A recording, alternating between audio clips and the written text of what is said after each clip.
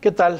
Bienvenidas y bienvenidos a El Derecho y los Derechos en Serio, espacio de reflexión y diálogo sobre democracia constitucional, transformaciones sociales, libertades y derechos. En esta nueva emisión vamos a estar conversando sobre un tema de bastante actualidad y que, dicho sea de paso, en el transcurso de las próximas semanas o de los próximos meses adquirirá un auge todavía mayor cuando la nueva conformación del Congreso de la Unión entre en funciones y desde luego también cuando asuma la presidencia de la República la presidenta electa Claudia Sheinbaum. Y me refiero a la posibilidad de una nueva reforma electoral. En este tema, como siempre, acudimos a un invitado recurrente, un experto en la materia electoral, como es el maestro Fernando de Jesús Román Quiñones, quien se desempeña como profesor en nuestra Universidad Juárez del Estado de Durango, pero además es consultor en la propia temática electoral. Maestro, muchísimas gracias por estar con nosotros de nueva cuenta. Muchas gracias, doctor. Gracias, doctor Alan, por la invitación. Gracias a ti, maestro. Para ir entrando en materia en este tema, es un lugar común asegurar, maestro, que con cada elección presidencial surge la posibilidad de una nueva reforma electoral. A partir de que en 1977 se introduce el tema de la representación proporcional, que es un tema sobre el cual vamos a hablar más adelante, pero digamos que a partir de aquí se inaugura la era de las reformas políticas en nuestro país. Y específicamente a partir del 2000 y en 2006, 2012, 2018, se habla de la necesidad de modificar, de perfeccionar o de depurar las reglas del juego en la temática electoral, con mucho de lo que se ha hecho o se ha dejado de hacer por parte de las autoridades, de las instituciones, pero también de los propios partidos políticos. Y en este sentido, lo recordarás muy bien, en el 2006 el tema de las campañas negras, con este tema del peligro para México, en el 2012 también la necesidad de regular lo que se hacía en redes sociales, porque buena parte de la plataforma política del expresidente Peña Nieto se hizo en ese vector que todavía no estaba lo suficientemente regulado. En 2018 también de alguna u otra forma la necesidad pues de ir depurando, como decíamos, o perfeccionando las reglas del juego político. Y en esta ocasión no va a ser la excepción. Y no lo va a ser porque incluso desde hace varios años en este mismo sexenio se ha venido planteando por parte del presidente de la República y del partido político que él fundó y que lo cobija, Morena, y desde luego de sus aliados, una reforma electoral en donde, entre otras cosas, se pretende eliminar o sustituir al INE por otra oficina que haga las veces de autoridad electoral, modificar profundamente también las reglas de la representación proporcional, incluso en algunas de las iniciativas pues al punto de desaparecer como tal a las y los diputados o senadores plurinominales. La presidenta electa Sheinbaum también ha señalado que ella es partidaria de darle digamos, un giro al tema de la reelección que se instauró en 2014, ya que ella no es, digamos, una persona pues que comulgue con los postulados de la reelección. Y en este sentido hay muchos temas en la balanza de esta posible reforma electoral que también debemos decirlo, es muy probable que no alcance a procesarse en esta, digamos ahora en septiembre, porque se le va a dar prioridad a la reforma al Poder Judicial y en fin a las reformas que el presidente saliente, Andrés Manuel López Obrador, quiere priorizar en el final de su sexenio. Pero desde ahorita como sociedad civil y desde la academia debemos reflexionar sobre este tipo de temas, qué tan adecuados o no son para nuestra incipiente democracia y qué debemos, digamos, observar para que no sea un retroceso, sino que podamos acompañar esta serie de iniciativas, pero desde luego bajo una perspectiva de pluralidad. Entonces, ¿qué opinión te merece, maestro, digamos, todos estos temas que se han ventilado en la arena pública? ¿Cuáles destacarías? ¿Cuáles te llaman a ti más la atención? Y si compartes algunos o de plano ninguno, ¿qué nos pudieras decir en ese sentido, maestro? Bueno, mira, la idea de las reformas político-electorales después de cada proceso electoral de presidente de la República siempre es para corregir de una manera o de otra los problemas que se van suscitando, ¿no? Por ejemplo, la reforma del 77 es muy importante porque en el 76 no hubo candidatos, no hubo partidos. Entonces, la reforma del 77 le da el nacimiento al sistema de partidos y a su registro del partido político y para que coloquen a los candidatos, y también le da sentido a la representación proporcional. La representación proporcional es un juego de ajustes, de fórmulas entre los candidatos, entre los partidos ganadores con los partidos perdedores, para que se genere un equilibrio y que todas las fuerzas políticas puedan participar cumpliendo ciertos requisitos. Hay dos requisitos fundamentales: que en los 300 distritos de mayoría relativa, por lo menos participe el partido político en 200 distritos.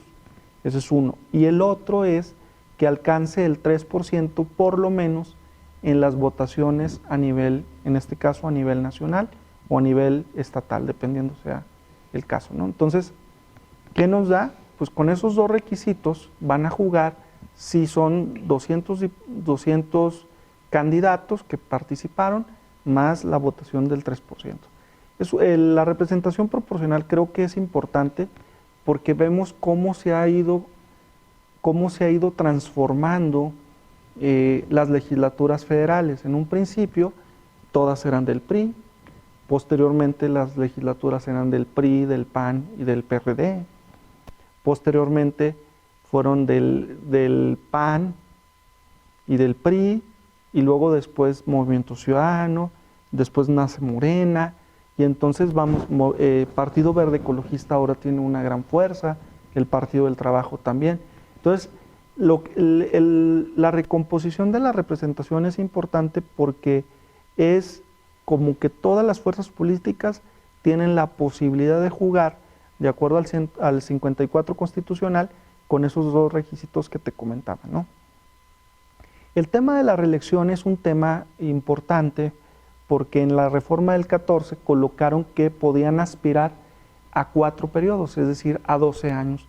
¿Por qué fueron 4 periodos? Porque se homologó con el tema de los senadores, que pueden ser hasta 2 periodos, ¿no? Entonces, por eso se da ese supuesto. En el caso de ayuntamientos es 2 periodos, que estaría dándonos 6 años. Es muy controversial ese tema porque dependiendo dónde nos coloquemos. Por ejemplo, si nos colocamos en la reelección de personas que no hicieron bien su papel, pues lo común sería que lo sacara. Pero hay personas también muy valiosas que se convirtieron en buenos legisladores.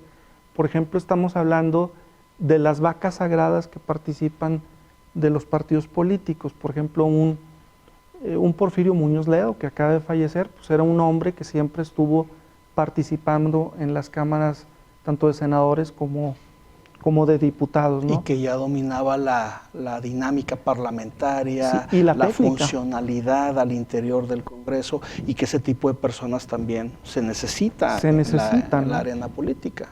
Por ejemplo, tenemos una Beatriz Paredes, también una señora controversial, pero también el propio Gerardo Fernández Noroña, excelente tribuno, se puede compartir o no sus ideas, pero además de muy buen tribuno y de excelente orador, pues bueno, se trata de una persona con amplio dominio de lo que sucede, sobre todo en la Cámara de Diputados, que es donde ha desarrollado la mayoría de su carrera política, pero ahora, desde luego, también buscando incorporarse a otro tipo de espacios, pero es relevante lo que mencionas. O por ejemplo, tenemos un Ricardo Monreal, también muy, muy valioso por todos los temas, por ejemplo, un Manlio Fabio Beltrones, claro, que regresa ahora.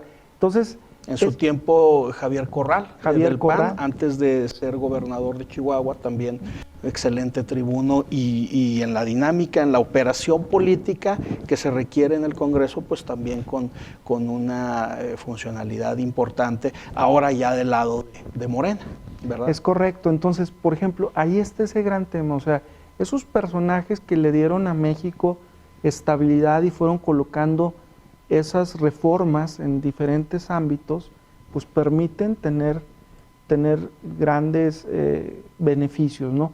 Pero por el otro lado están el que se vayan repitiendo y repitiendo sin que haya ningún beneficio, ¿no? Yo creo que para mí lo más importante de este tema es el tema de las tecnologías de la información y de la comunicación. Es decir, en este momento hay muchísimas formas, que ya lo hemos platicado en algunos otros programas, que podemos avanzar y abaratar los costos de las democracias. Por ejemplo, se me ocurre que hace muchísimos años platicaba con el maestro Hugo García Cornejo. De feliz memoria. Exactamente, platicábamos, por ejemplo, de los centros de votación, ¿no? Centros de votación, por ejemplo, en lugares donde se instalara un centro de votación que durara alrededor de una semana la votación, tal como ya ocurre con el voto electrónico. El voto electrónico dura bastantes días, Claro. dura alrededor de 15 días para que el ciudadano que está en el extranjero pueda votar. Entonces, por ejemplo, los centros de votación generarían grandes ahorros a la autoridad electoral, porque no se le pagarían a los funcionarios de mesa directiva de casilla, no se pagaría la boleta electoral, que es sumamente costosa, las actas y todo lo que conlleva a ese tipo de situaciones, ¿no? Entonces, por ejemplo, eso sería algo muy importante. Platicábamos en otro programa de empezar a capacitar a través de las tecnologías en cuentas a los funcionarios, a los representantes, a los observadores electorales, para que pudieran conocer la información electoral, pero que fuera más sencilla. Es decir, por ejemplo, los cuadernillos ahorita con los que se está capacitando, pues son muy extensos, tienen una letra muy pequeña, no se entiende en muchos de los casos lo que se quiere decir. Entonces, esta sociedad necesita de manera más sencilla ser educada en estos temas. Creo yo que ahí tenemos que avanzar bastante, y eso pudiera reducir los costos de la democracia. Por ejemplo, te decía en otro de los programas que el tema de las prerrogativas van en función del aumento del listado nominal y del padrón electoral. Es decir, por eso no disminuye.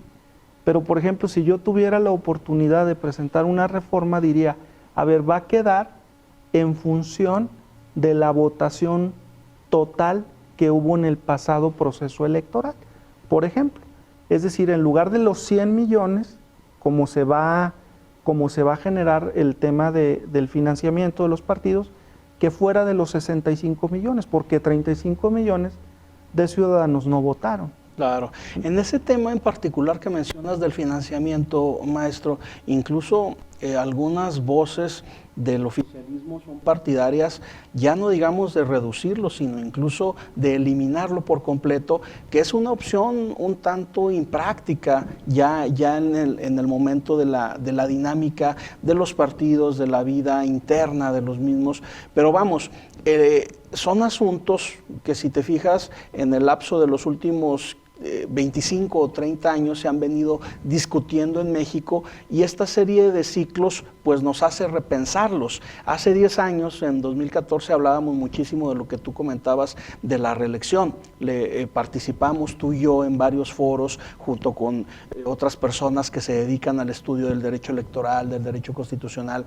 Hablábamos sobre los costos, beneficios, sobre las ventajas, desventajas, y 10 años después pues es muy probable que en próximas semanas ciudadanas volvamos a discutir sobre este tipo de temas. Entonces, también la importancia de repensar y de volver a los puntos de partida, pero haciéndolo bajo una lógica de acercamiento con la ciudadanía, que es un tema en el que hemos venido insistiendo en varios programas donde nos has hecho el honor de acompañarnos, y que esto también potencie la democratización en México, porque algunas voces expresan este temor de que la reconfiguración del poder político en México, la nueva geografía electoral, pues va a propiciar un sistema autoritario y que esto de alguna u otra forma puede llegar a dinamitar la democracia. De lo que se trata es pues que la sociedad civil se configure como una barrera de contención para todas estas posibles pulsiones autoritarias que en su momento pudieran llegar a surgir.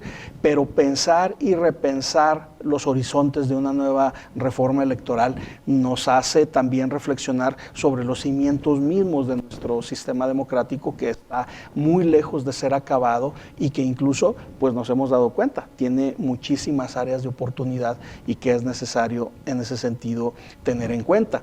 La democratización de los partidos políticos, maestro, ese es otro tema que también, más allá de que forme parte de la hoja de ruta del gobierno en turno, del que está también por asumir sus funciones, es algo que debemos nosotros observar bajo la lupa como ciudadanas, como ciudadanos.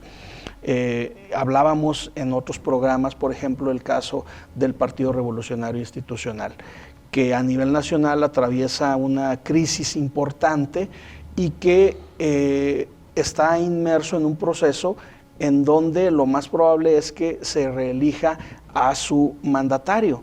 Y que esto es una prueba fidedigna de que siguen haciendo falta, mucha falta, verdaderas herramientas o utensilios de democracia interna en los partidos políticos. ¿Cuál es tu opinión sobre la necesidad de esta democracia interna en la vida partidaria y cómo podemos nosotros tener partidos políticos que sean más democráticos hacia su interior y que prediquen verdaderamente con el ejemplo? Muchos de ellos, no todos, pero quizá en su mayoría, pregonan la democracia como su eslogan, como su modus vivendi, pero en sus propias prácticas están lejos de ejercerla, maestro. Bueno, fíjate que hay un elemento importante que se debe analizar. Los partidos han ido fomentando la democracia, pero en la parte interna no lo han hecho de manera significativa.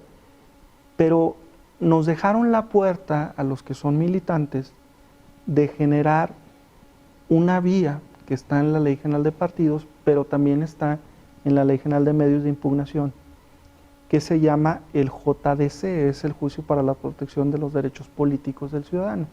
¿Qué es lo que se tiene que hacer? Por ejemplo, si yo quiero ser candidato del partido X y yo cumplí con todos los requisitos, me inscribí, hice todo lo necesario, no me dan la candidatura, no fundan ni motivan, tengo que solicitar el por qué no me dieron. Al no fundarse y motivarse, se puede presentar un JDC. ¿Qué es lo que ocurriría? Pues lo que ocurriría es que se establecería y se analizaría las condiciones de la convocatoria. Y eso nos daría pie que el JDC democratizara por la fuerza a los partidos políticos, porque la autoridad jurisdiccional les está ordenando que modifiquen esas convocatorias en ese tema en particular. Claro. Pero creo que los ciudadanos, los militantes, los simpatizantes comentan que los procesos internos no son adecuados, pero solamente se quedan en la vía mediática. Porque ¿qué es lo que ocurre? No estoy conforme con el procedimiento, lo expongo a los medios de comunicación, lo expongo en las redes sociales y ahí queda el tema, ¿no? Entonces, si el militante y el simpatizante forzaran al partido político a establecer de manera correcta esas convocatorias, estaría buscando una democratización. Pero no se está haciendo no se está utilizando ese recurso que los ciudadanos tienen, y sería importante que los ciudadanos fueran viendo todos esos tipos de recursos que hay. porque ahí lo establece la Ley General de Partidos. La Ley General de Partidos nace por la necesidad de que en el Código Federal de Procedimientos e Instituciones Electorales, el famoso COFIPE de siempre, ese COFIPE iba agrupando temas de los partidos políticos, pero de manera dispersa. Entonces, ¿qué es lo que ocurrió? Se generó la Ley General de Partidos Políticos y ahí viene todo lo que, todos los derechos, todas las obligaciones, las coaliciones, las fusiones, todo lo que tiene que ver con los partidos políticos. Algo muy semejante a los delitos electorales. Los delitos electorales, había un código federal, había códigos estatales, y entonces todos los delitos andaban por todas partes, y aparte en los códigos electorales. Entonces, ¿qué es lo que se hizo? En la Ley General de Delitos Electorales se agruparon todas esas conductas. Creo yo que los ciudadanos, los militantes, los simpatizantes deben de forzar a los partidos políticos a que les den respuestas concretas sobre sus pretensiones, sus peticiones, ¿no? Fíjate que esto que comentas es muy interesante, maestro, y muy ad hoc con el título de este programa, en el cual ya nos has hecho el favor, el honor de acompañarnos en diferentes momentos, y que es, pues, tomarnos al derecho y a los derechos en serio. En efecto, lo dijiste muy bien. En el caso particular de los partidos políticos, muchas de las inconformidades quedan en el ámbito mediático, hoy en día en las redes sociales. Hace unas semanas se hizo viral una discusión que sostuvieron el todavía dirigente del Partido Acción Nacional, Marco Cortés, con el exsecretario del Trabajo, Javier Lozano, de diferentes, digamos, corrientes al interior del mismo partido, pero que nos hablan de cómo hay pugnas bastante intensas sobre los caminos que tiene un partido político enfrente de sí, y más en estos tiempos tan convulsos que vivimos políticamente hablando en México.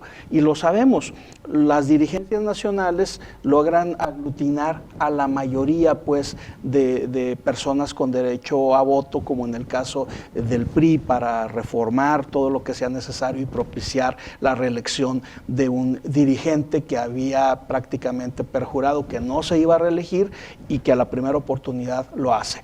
El caso que mencionamos de Acción Nacional, donde una figura, igual podemos compartir o no sus ideales, pero en su momento fue un secretario del Trabajo, por lo cual tiene cierto peso en su partido, y en eso queda, digamos, en el desacuerdo expresado en un medio de comunicación, pero no se lleva a la vía judicial, no se lleva al terreno, pues, de la justicia electoral, que puede y debe ser una extraordinaria aliada, maestro, como bien lo ha señalado, para propiciar una democratización de los partidos, que es también otro de los puntos torales que debemos tocar de cara y de frente a una reforma electoral. Ya para irnos acercando al final de esta emisión, maestro, un comentario muy rápido sobre los derechos político-electorales de la ciudadanía. ¿Cómo piensas tú que se lograron reivindicar o no en esta jornada comicial, y qué podemos esperar de cara al futuro con temas como la consulta popular, temas también como la iniciativa ciudadana de ley, etcétera, que está en el calor de la discusión en algunos estados y demás? ¿Cómo ves tú este tema en general, a reserva de poderlo platicar con más tiempo en una próxima emisión? Bueno, muy interesante, porque ahora la población, los ciudadanos salieron más a votar. Comentábamos hace un momento que salieron prácticamente más de 65 millones de ciudadanos, pues no es cosa menor, es decir, se va avanzando en esos temas. ¿Y qué quiere decir eso? Que la población cada vez está más informada. Puede ser que ya se nos acaba el tiempo, puede ser que por una canción, por un mensaje, por una simpatía o lo que sea, pues la gente está saliendo a mostrar su interés por la democracia. Vamos en una primera etapa. Después, uno de los grandes temas que tienes la oportunidad de manejarlo, pues vendría la rendición de cuentas. Que es algo también, digamos, que debemos observar con mayor lupa, ¿verdad? Con mayor lupa. Pero lo que no teníamos antes es que la población no participaba, participaban unos cuantos. Hoy están participando de manera más copiosa. Y se va modificando para bien, ¿verdad? Se va modificando para bien. Maestro, pues muchísimas gracias como siempre por estar con nosotros y esperamos tenerte de nueva cuenta. Gracias por la invitación. Gracias. Igual a nuestro auditorio por haber estado con nosotros.